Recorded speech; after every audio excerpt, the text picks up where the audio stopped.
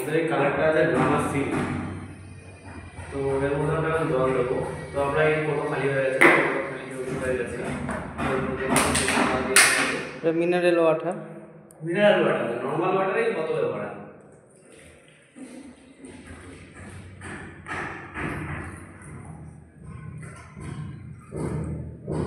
এবং 300-400 টাকা দেওয়া যায়। যেহেতু লাইট কালার, ডিপ কালার হলে ওটা আবার চেঞ্জ হয়ে যায়।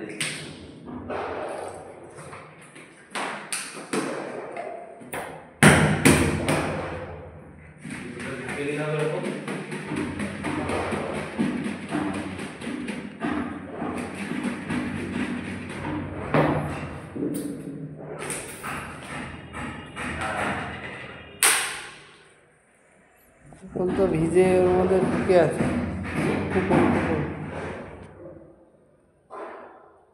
এই যে আমাদের পয়েন্টের কার্ড চলে এসছে।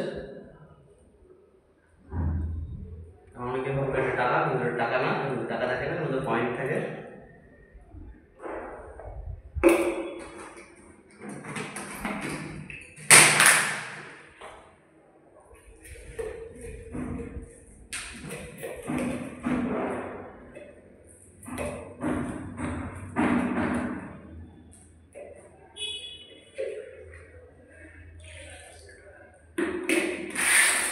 মালটা ভালো মতো ফাটিয়ে নিতে হবে আমাদের।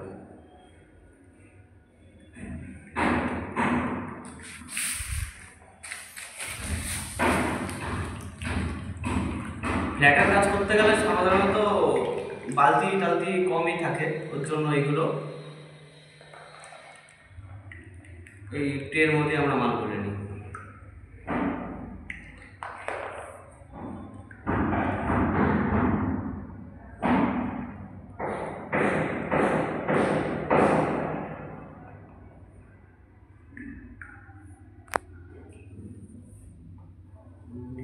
ভালো করে মালটা ফুটিয়ে নিতে হবে, নাহলে উপরে সবসময় জল বসে থাকে।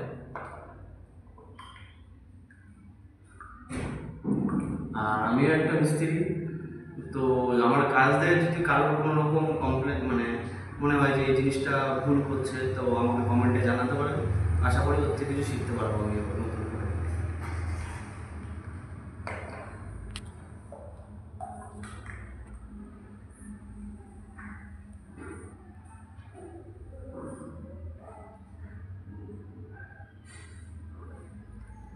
সবসময় মালটাকে ভালো মতো ফাটিয়ে নেবে। এটা ভালো করে খেয়াল করলে দেখা যাবে উপরে স্টিনারগুলো, রঙের যে স্টিনারগুলো ভাসে।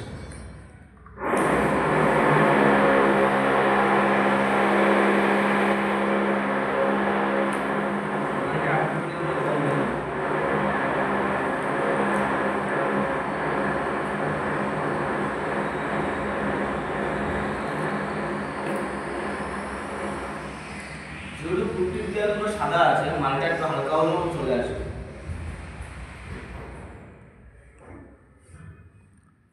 এই যে বিমের তলে যে লাইটটা রয়েছে, লাইটটা ঢাকতে হবে, সব ঢাকতে হবে। ওটা কাজ করছে। প্রতিটা জায়গা মাস্কিং টেপ করে নিতে হবে। বোর্ডের মধ্যে যে জায়গা করা আছে, দরজা পালিশ করা আছে, ওই দরজাগুলো করে নিতে হবে মাস্কিং টেপ।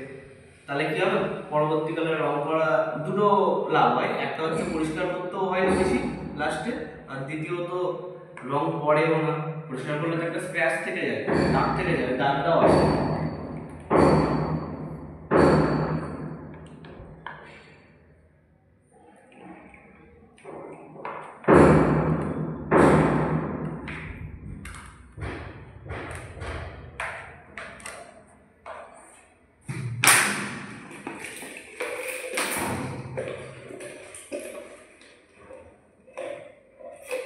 ফ্লোরের এগুলো কি লাস্টে ওঠে না, ওগুলো সমস্যা নেই।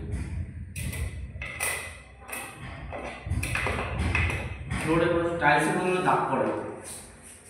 এবার এই যে মালটা আমরা জলটা তুলে দিলাম, মালটা আমরা এর মধ্যে ঢেলে রাখবো। এত মাল নিয়ে আমরা কাজ করবো না।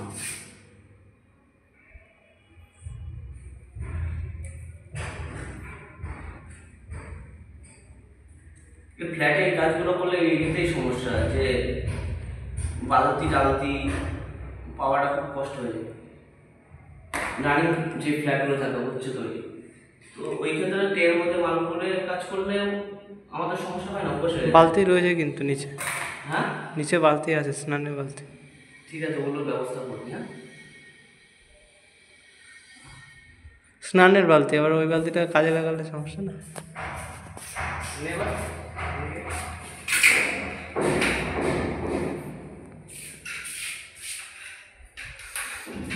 আমাদের এই দেয়ালটা আর এই দেয়ালটা, এই দুটো দেয়াল হবে শুধু এই কালার, আর আমাদের এই দেয়ালটা আর এই যে কাস্টমার পেছনে যে দেয়ালটা আছে ওই দেয়ালটা পুরোপুরি আলাদা কালার যাবে। আপনারা দেখতেই পাচ্ছেন যে প্রতিটা কাঠ পাল্লা সব আমি মাস্কিং টেপ দিয়ে ঢেকে রেখেছি। এগুলো করলে কি হয়, ভবিষ্যতে দাগ পড়ে না, আর অনেক সুবিধা থাকে, যে পরিষ্কার করতে অসুবিধা কম হয়। আমাদের একটা কোণা দিয়ে ধরতে হবে এই দিক থেকে, এদিকে তো প্রেস আছে, এই দিক থেকে কোনো অসুবিধা নেই।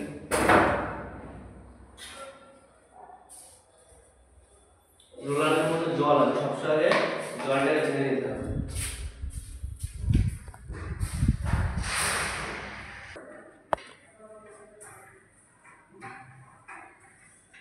পুট্টির দেয়ালে সবসময় মাল কম লাগে, বুঝলেন? কাছে এরকম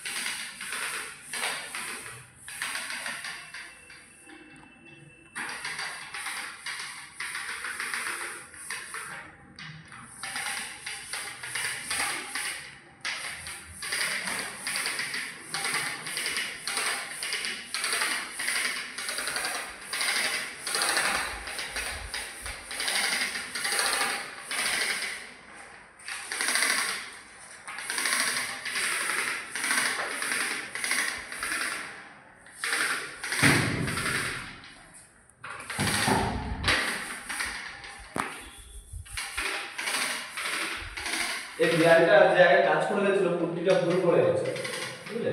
ওর জন্য পুরো দেয়ালটা ব্যাকাটা আছে, তার জন্য রোলারটা ঠিকঠাক সোজাভাবে পড়ছে না।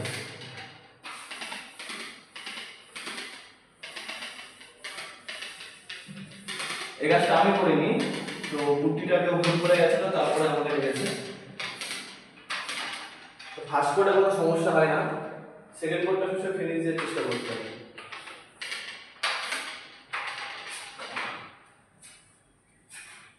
ফার্স্ট কোডে কোনো দাগ আসলেও প্রবলেম হয় না, সেকেন্ড কোডে পুরো ফিনিশ থাকে। এটা যখন ফিনিশ করবো তখন বোঝাই যাবে না এর কোনো দাগ ছিল, পুটিং কাটার পরে ফুটো ফাটাগুলো ঠিক করার পরে।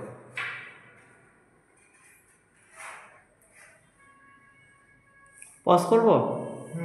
8.5 মিনিট হলো। পজ করি, আবার আবার করিস, বা লাস্টের দিকে দেবো। হ্যাঁ মানে আবার স্টার্ট করলাম। এর আগে মেন কথা 10 মিনিটের করতে চাইছিলাম, আমরা তো পরে বেরিয়ে যাবে 10 মিনিটের উপরে। 2 ইঞ্চি ব্রাশ দিয়ে লাইন টেনে নিচ্ছি আমরা।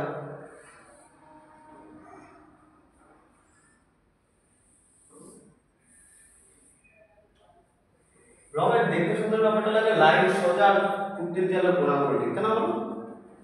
কোনা ঠিক না থাকলে, কাজের ফিনিশিং না থাকলে মানে কোনো ইয়ে নেই। এই কোনাগুলো ওরা কি করে দিয়ে গেছে দেখ।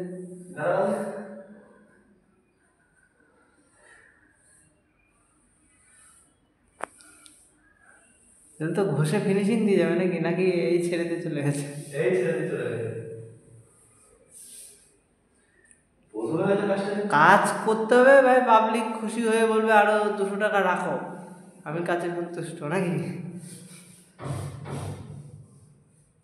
কাজ থেকে বলবে এবার পুট্টি গোড়াতে সারা পুট্টির দেয়ালে ঢুকো, এদিকে আয়, দেখাচ্ছি, আয় আয়, জুম কর, পুট্টি গোড়াতে দেয়, এদিকে আয়, এপাশে আয়, এপাশে নিয়ে আয়, এই দেখ, দেখছিস পুরো পুরো পুরো পুরো ভর্তি।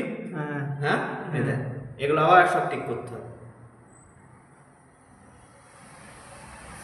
এই এখন রং পড়ে গেল তো সব ভেসে উঠবে, কোথায় কি ফল্ট আছে লাইট ধরলেই সব ভেসে উঠবে।